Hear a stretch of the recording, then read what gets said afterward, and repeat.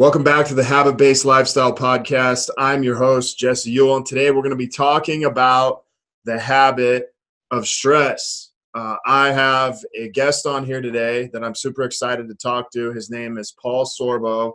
He's part of team over at WAVI.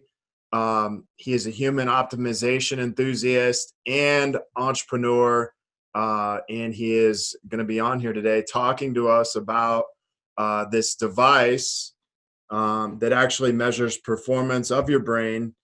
And great to have you on here, man. Hey, I appreciate it, man. I'm excited for this. Yeah. So what is this device? I heard about this device about 6 weeks ago. It's called WAVI. But I was kind of intrigued by it. I'm like, hey, I'm just gonna go to the source and find out more about this. But what is this? Right. So WAVI basically is in simplistic terms is an all-in-one brain performance platform. So really, what we look at in healthcare is we've always measured, our blood pressure, our cholesterol, our plaque count, our kidneys, our hearts, our lung, right? But we've never had the feasibility or the accessibility to measure anything in the brain because it's never been affordable to people. What WAVI's done is we've taken things that have been around for forever, like EEG, which is pretty traditional way of looking at the brain, as well as ERP, which is evoked response potential, and just looking at how your brain processes signals. And we make that accessible to people for a full comprehensive brain scan in less than 12 minutes with instantaneous reporting. Okay. And so for people not listening, can you did you say the EGG and the ERG? What is ERP? So ERP. So EEG looks at your raw brain waves. So your brain produces microfrequency. Most people have heard of, the different states that your brain produces or that your brain can be in. So alpha, delta, beta, theta, gamma, right? Yeah. So your brain produces this microfrequency at all times.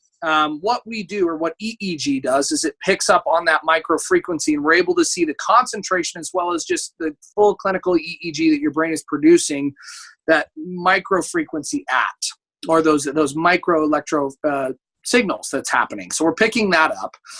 ERP is evoked response potential. So your brain, so basically if I snap, your brain processes that at a speed and a voltage. It's basically how much available energy your brain has to donate towards any given signal that you're trying to process throughout the day. Now, this can be visually or it can be auditory based. It can do both. And we have ways of measuring both. The reality of P300, or that's what that value is called, is it's just like you have a heart rate, you have a rate at which your brain processes signals. It responds to everything. It responds to stress, like we talked about. It responds to poor cardiovascular health, poor diet, poor exercise habits, lack of sleep, concussions, traumatic brain injuries, etc. Almost everything can affect how your brain processes signals, but there's never been that way to measure it. And so now that we have the way to measure it, just to paint a really quick picture, dementia and Alzheimer's, you don't catch. It develops over 15, 20 years. Right. What happens if you have comprehensive brain scans every year, year over year, and instead of wondering when cognitive decline happens, we can see it and we can intervene? We can work with concussion research to see exactly when a player's brain has returned to their baseline before the season after a concussive event. TBIs, we can actually track the progress of how your brain and or neuroplasticity is happening. We can see the effects of things like stress, poor cardiovascular health, poor diet, nutrition, exercise habits that actually have on your brain. And hopefully what we can do is we can educate people and we can show them that what they can do is they can not only improve the way their brain is performing, but also simply maintain it and not hopefully experience cognitive decline. Okay. So what you're saying is hey, we can get real-time feedback within 4 minutes to 12 minutes. Is that how with long? Full setup, it's 12 to 15 minutes the most. The actual test only takes 4 minutes itself. Okay, so we can get real-time feedback from the foods we eat, supplements we take, the sleep we get, to athletics, to pretty much anything we do. You have the ability with this to get real-time feedback. Literally, yeah. Anything you want to measure, even for athletes. I mean, I'm an athlete by trade, used to bodybuild, play lacrosse, football, snowboarding. How are we making sure that these athletes, my wife used to train for the Olympic team here in Colorado for modern pentathlon. And one of the biggest issues right now that's happening is overtraining. And there was a recent study that came out that overtraining affects the brain. Well, how are you measuring that? You don't have an affordable way to measure that. Well, all of a sudden, if we can track these athletes' proper recovery and make sure that their brain is optimized, how much better can they do not only mentally, but physically as well? Right. And, the same could be said with, entrepreneurs or people working in, a business is very, pretty much any business is going to be stressful, especially if you're an owner. But like, what is the effect of you working 16, 18, 20 hours a day, not getting sleep, maybe going to the bar on the way home? And like, what is the effect of that for like, not only just like a month or one night, but like years of doing that? Right. No, and that's the big problem, is that people don't realize the effect that can have. A lot of the leading experts in the world believe that the top 3 leading causes of dementia and Alzheimer's are poor cardiovascular health, lack of sleep, and those are really 2 that are really, really important. But surprisingly, what you wouldn't understand, what you wouldn't expect, is that lack of hearing. Okay. Every one of those things has to do with it, but that lack of sleep is so important. And being somebody that's obviously growing a startup, not only with WAVI, but some of the other things that I do in my life, as you and I have talked about, sleep is not always something that is the front of an entrepreneur's mind. It's, I got to grind. What more can I do? I can do more. What we don't realize is that those have long-lasting effects on not only just how well our brain processes signals, but just our overall well-being. Your brain controls your whole body, from your heart rate to your blood pressure to your hormones to your sleep cycles.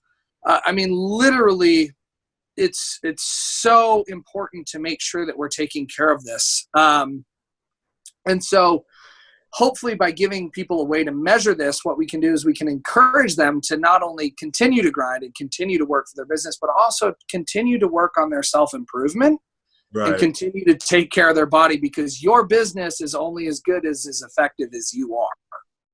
Yeah, that's so true, man. So who's this for, man? If we're like thinking about, like, you kind of have 2 sides, I've read on your thing, where you have the performance side and then you also have the medical, but like, who is this really for? So it's really for everybody, to be quite frank, man. And I know that sounds a little bit fishy, but it really is. Everybody in the world is getting everyone should be getting their blood pressure checked. Everyone should be having their blood panels done. Everyone should be having their brain assessed. Kids in athletics, football is a big issue right now. A lot of my good friends are in the NFL and play in the NCAA. And it's, how do I extend my career? How do I not just play for 3 years? I want to play for 15 years. Right. Let's make sure that we have the right data behind your brain and how it's recovering, possibly, rather than just sending you back to play. We were in a 6-year longitudinal study with a Division I NCAA team. And what's scary, I was talking about that P300 measurement. The big issue with that is the universal biomarker, but on average, or in 100% of players, they have at minimum a 40% drop in their P300 voltage. Wow. That's how much energy your brain has to donate towards any given signal. And after a concussion, you have a 40% drop in that. Now, the scary part behind this, and this was a blind study, is that 43% of players are going back before their brain has actually returned back to baseline voltage. What we saw through this is that through the end of the season, 2, 3, 4 seasons down the line, that voltage may not return when that's the case. So how do we make sure that's not happening, and that we're providing our players the best data possible for, the research and the recovery of such events? I'm a huge sports guy. I believe in team sports. I believe in lacrosse, football, and what it does for kids and getting kids outside of the house and encouraging creativity, which is something we can talk about for business. But on top of it, 1 in 2 people in the next 20 years are supposed to develop a cognitive decline issue. If you think about it, 60+% of America is morbidly obese. Right. From that, what does their biometrics look like? What's their cholesterol, their blood pressure, their plaque look like? I guarantee it's not optimal. Right. At that point, you have blood flow being restricted in both your carotid arteries. If I cut off blood flow to your bicep for the next 15 years, what's going to happen to your bicep? It's probably going to atrophy and die. Yeah. Right? People are walking around doing this to their brain every single day of the week, continuing to live poor lifestyle choices. And it's not just the overweight. It's poor stress management. It's poor sleep habits. It's poor workout, poor diet. All of this boils down to your stress and your controlling of the stress. Wow. Yeah. And then you throw in like cell phones, iPads, computers, like, yeah, I mean, it's kind of like a toxic mess. No, I mean, dude, we have some great partners, over at Upgrade Labs, and Dave Asprey, Mark Tobias, and those guys talk about blue light radiation and things that, to be quite frank, what's been so cool about WAVI and my journey with WAVI is not only my ability to improve my own brain. I had a series of concussions growing up with athletics. I used to snowboard, mountain bike. I was a teenage kid, right? So had a lot more concussions than I should. But not only that, these are all actionable items, but it's also showed me things that, like, you can take control of your health, for lack of a better term. You can take control of your stress. You can take control of things like depression and anxiety. You can take control of how your brain performs and processes signals. But also, it's showed me a lot of things that I thought were total BS. I thought that neuroplasticity, I'm like, is it real? Yeah, we can regrow neurons in the brain and it can help function better. Blue light therapy. Yeah, blue light does affect the brain. Improper sleep. I sleep probably 3 hours a night, but don't do what I do. Definitely don't do what I do. I'm working on it, but it showed me that I really need to take control of those things and manage my stress better. Yeah. So like I've done 40 years of Zen. Yeah. Yeah. Which is, you've probably heard of the program. Extremely familiar. Yeah. I was up there a couple months ago. Yeah. So what I'm hearing is that's kind of like a training. This is like your assessment and saying, okay, well, here's what's going on. Yep. But then you still have to put some things in action. It's kind of like, this is the assessment tool, almost like a scale would be for someone wanting to lose weight or lose body fat. Exactly. And then you have a protocol or something to do to improve that, correct? 100%. What we want to do is, if we establish a baseline, and it doesn't matter what that baseline is, right? It can be pre-season, it can be year over year, it can be pre-supplement, pre-intervention. We can then compare post-baseline or post-intervention or post-treatment or post-year, year over year, and we can assess the difference. Are we making an improvement, or at minimum, are we not seeing a decline? Or what is changing in the brain? What's not changing in the brain, etc.? Okay, so like you said, you've been doing this. Are you using this on NFL and college players right now? It's in the process. I have some personal friends that I have scans on. I have individuals that I have scans on. We're working our way through that. It's a little bit of a bureaucratic system, to be quite frank with you. So the education needs to be wrapped around that. So that's something that we're really, really working in. Like I said, we did do that 6-year longitudinal study with the NCAA.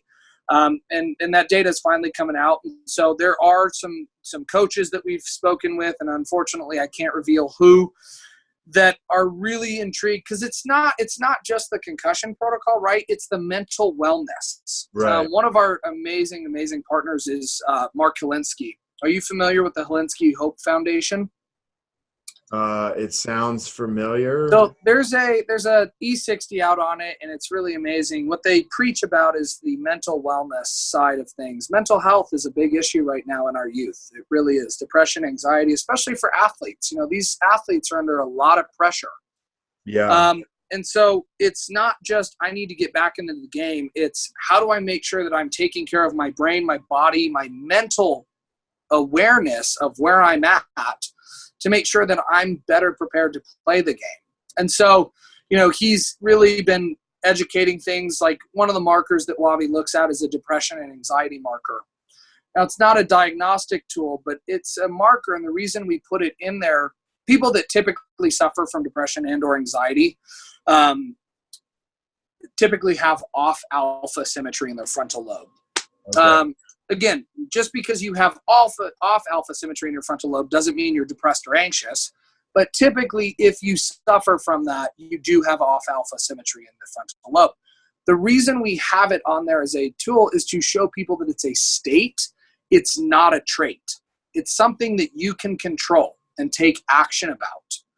Okay. And each one of these things are going to be different for each individual, but all of a sudden, I think it moves that notation of I have depression to I can manage and I can control my depression. But it's establishing, like it's the habits, and we get back to which is what I love about your podcast. What are the habits that you take part of every single day to not only optimize yourself or your body or your brain or your business, but also to optimize the things that you struggle with? Everyone struggles with things. Yeah. Right? Well, I mean, I think for me, the reason why I got into habits was because I could focus on those versus focusing on maybe having anxiety or depression or what I lacked or what somebody maybe diagnosed me with. And it was Right. it was easier for me to focus on things that got me what I want than be like, well, I have depression, I'm just going to focus on being depressed. Totally. 100%. And I think that's what, kind of society is like, okay, so you have depression or you have anxiety. So here's a pill and this will, at least not make it worse. It's not necessarily going to make it better, and we're just going to rely on this versus saying, okay, well, here's a habit that you could do like exercise or walking, Totally. or meditation, and this would actually give you a different result than a pill. But, I think people today is like, well, I just want the quick fix. So just give me the pill.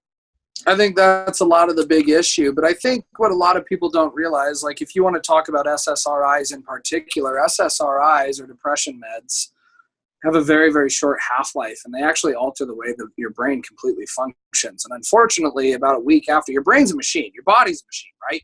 Right. It's input, output. You give it some sort of stimuli and it responds. So when you work out, you are putting the muscle under stress. Your body's responding by building more myofilament, hopefully, right? And making sure that you're better equipped for that stress. When you give it a drug that downregulates or upregulates any sort of one of your neurotransmitters, hormones, etc., what's happening on the other side is that your body goes, oh, cool, I don't have to produce as much, or I do. And all of a sudden, that drug that you were taking to normalize, you're back out of whack a week later. Yeah, that's crazy, man. Kind of insane, right?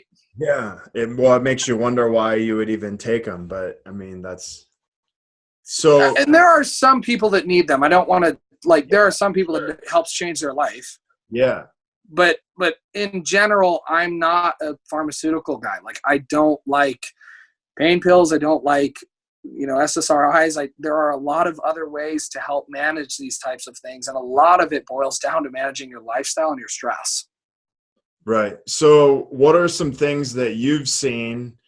Do you measure yourself and you measure other people, I'm guessing, but what are things that you see that have either improved performance in the brain or even made it worse? So let's talk about the worst things first. So the things that are really terrible for your brain, to be quite frank, are lack of sleep. Okay. And that's really important, especially for your listeners. Look, don't do what I do. It's not good.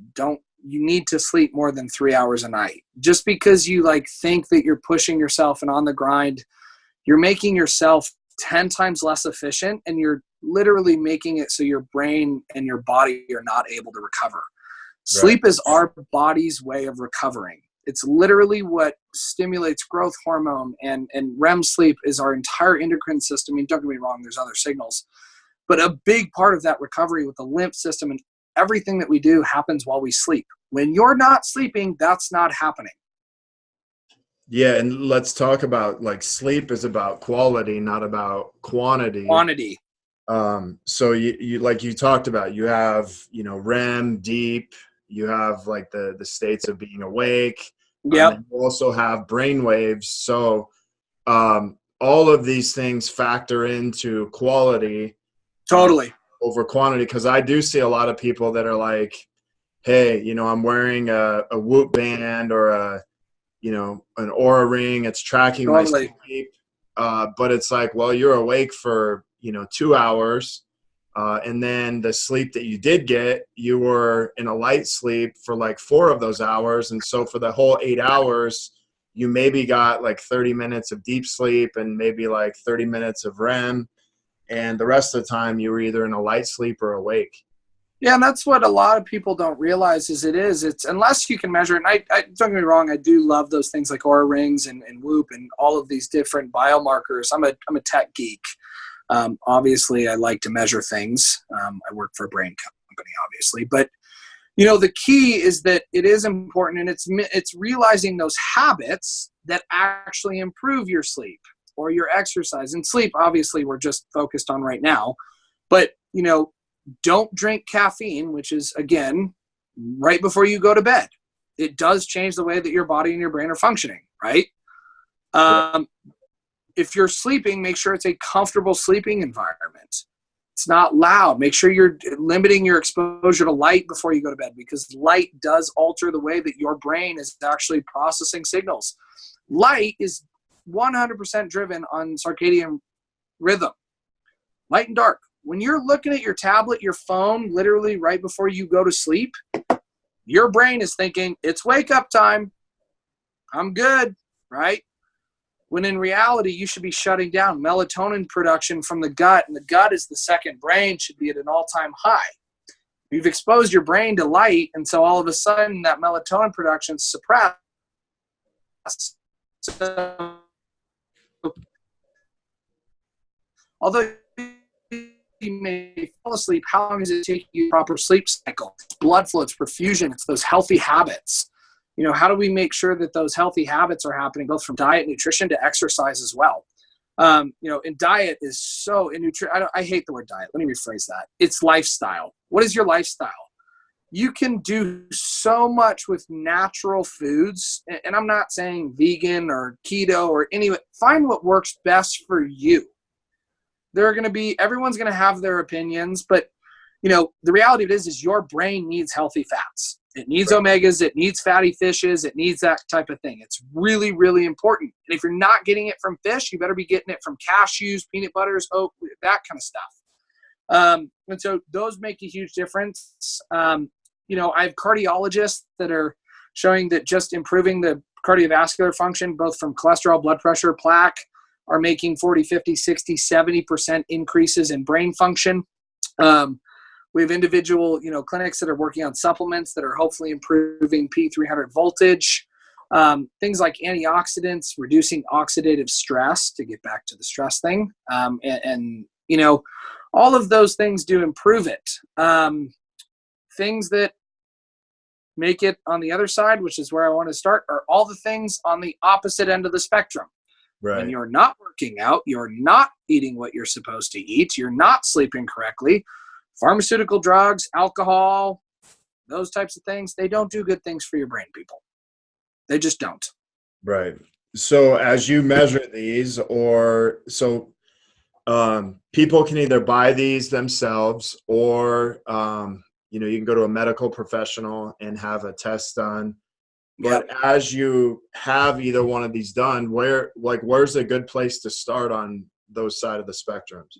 So we have normatives that we can compare you basically to your peers based on your age group, demographics, that kind of stuff. But really what it boils down is you against you. And mostly as we're expanding, we're going to be in performance clinics and medical practitioners.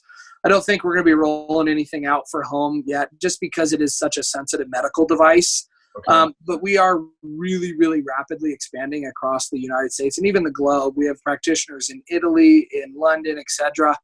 And so as that's happening, it's really important to know that you can take your wellness into your hands.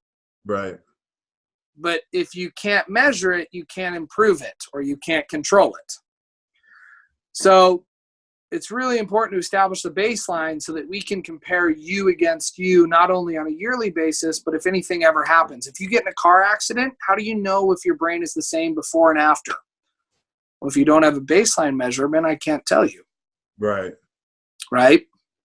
And so how would somebody have this measured if they didn't use this? Like you have to go to can you even measure everything it's measuring by going to the doctor, or? Not in an all-in-one, in all honesty. That's the big problem, is it's never been accessible. I mean, a traditional EEG, like my setup of my EEG takes 4 to 5 minutes. Doesn't matter if you have a weave or an afro or you're bald or you're not, right? It's pretty simple, and that's what our patented hardware is. But, a traditional EEG looks like a torture device. It's this wet cap or a dry cap with all these like needles that go into your head. Or you're using EEG gel. And if you've ever had EEG gel in your hair or on your head, it's like the worst thing in the world. Yeah. Yeah, I mean, like you're washing it out 4 days later. Right. So we don't use EEG gel. We don't have to shave your head. It takes 4 minutes, not 2 hours to set up in a clinical application. So that's the key. Anyone can go get an EEG done, but how are you going to get a prescription to go get an EEG done? Right. The problem is it's only looked at when there's a problem, not preventatively. Right. And if there's a problem, the chances are it's already probably too late to really do a lot of stuff about it. Yeah. And there are things that can improve it, but what if we caught it 10 years earlier? Right. Well, what I always say is there's no preventative medicine to work on this. It's only either after the problem's already happened or something traumatic has had to happen to go get it checked.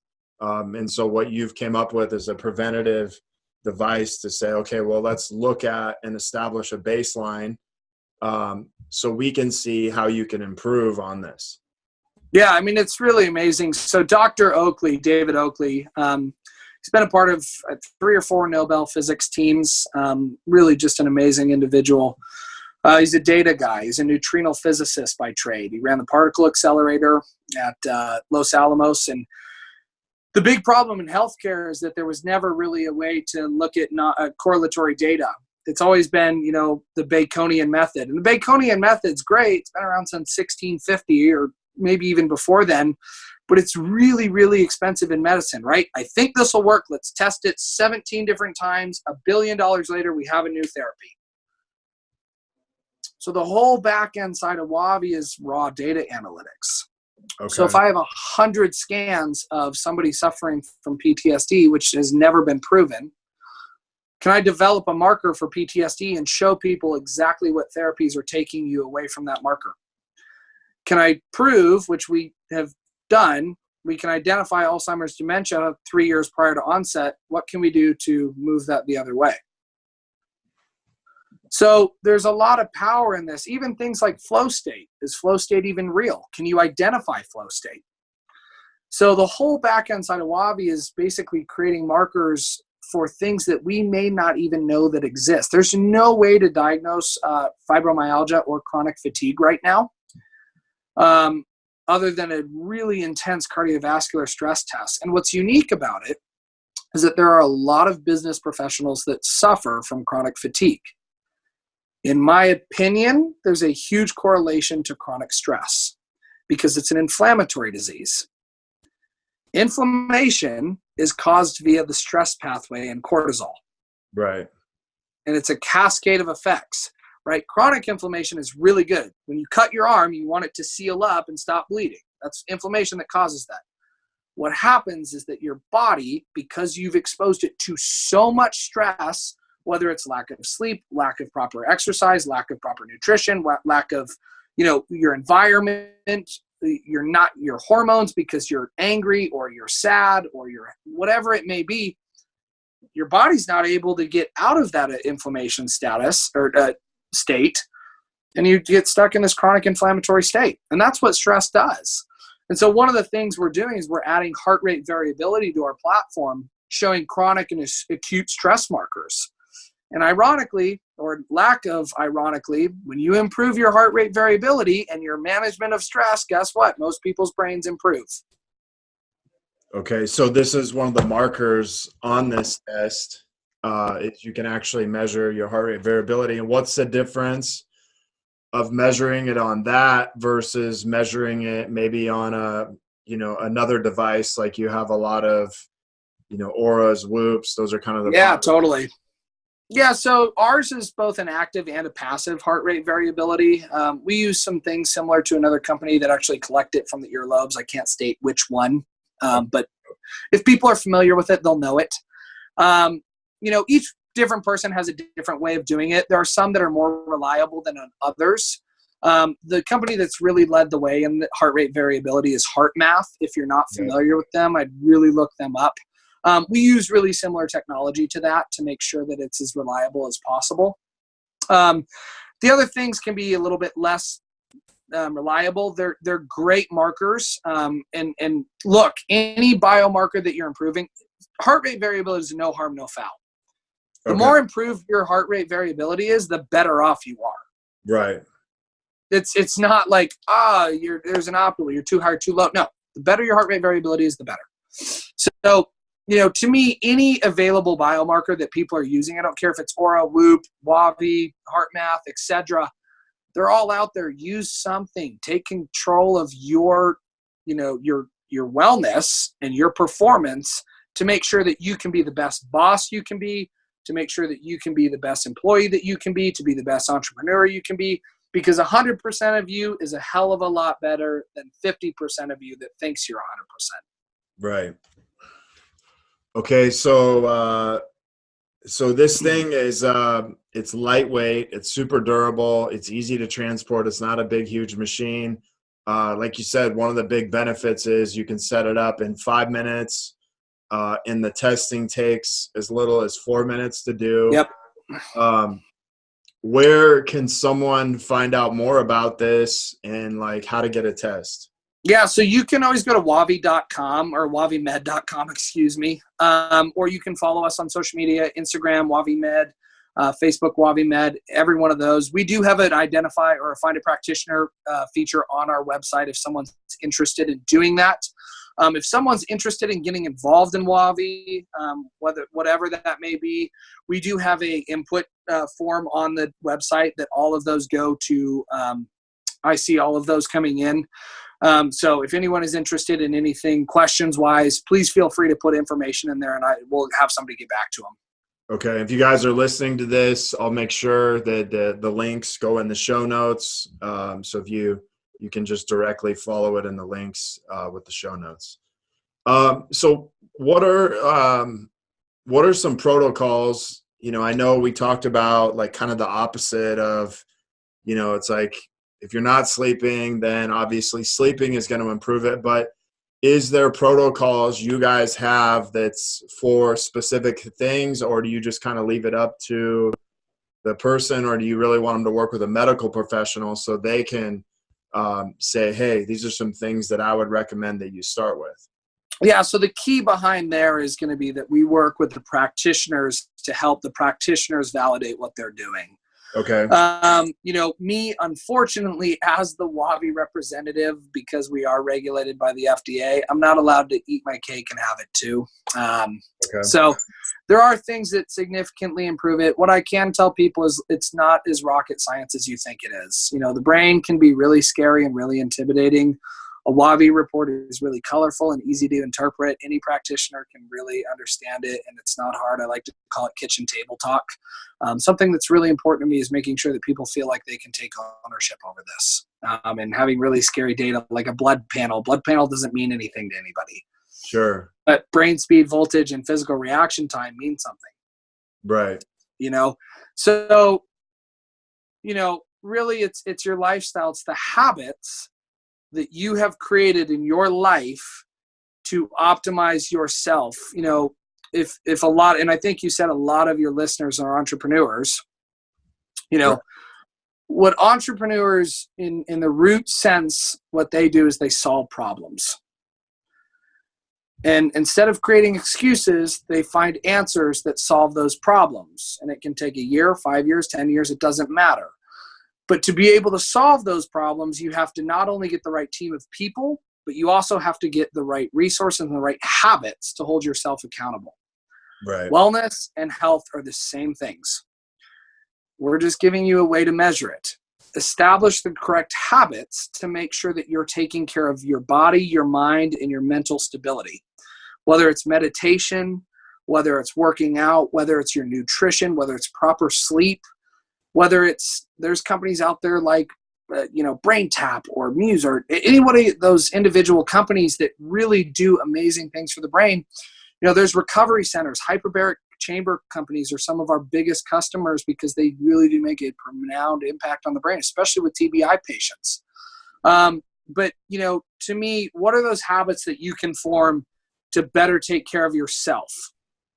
Sure. Yeah. And, the only way to know that is, by results, but now we actually have a way to actually quantify your results through brain function and performance. Exactly. So if somebody wanted to get this test done, like what does this test cost? Does it differ from anywhere you go in the world, or is there kind of a general? Yeah. So general price point, it's going to depend based on the practitioner, what their interventions, how much is included in the scan. A lot of my practitioners, include bundles in the scan where it's the intervention and the scan. Okay. But we've priced it really affordably for the practitioners. My sweet point, like let's say Upgrade Labs right now in both Beverly Hills and Santa Monica, I think they're doing a scan for less than $99. Okay. So Upgrade Labs, you go, you get a scan, and then they probably give you a protocol of, hey, do this, this, and this. Exactly. And that's I have kind of like an Upgrade Labs in my own office. So I love it. Yeah. So that's cool, man. Well, hey, is there anything, any last thing you want to tell people about you guys, WAVI, what you're doing and kind of what you're going to be doing rolling into 2020? Yeah, 2020, we're expanding very quickly. Ultimately what this boils down to is what I want people to understand is that you own your own health. You do. Nobody else, not the pharmaceutical companies, not your doctors, not the hospitals. You can take control of anything that you want. And the information is out there nowadays to have that accessibly and affordably.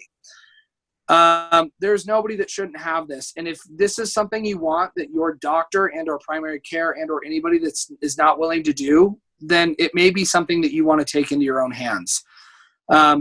You can create a movement, and we can all create a movement where it's okay to talk about mental illness in the sense of depression and anxiety. It's not something we have to hide from. It's something we need to educate people how to deal with and youth to deal with and how to cope with.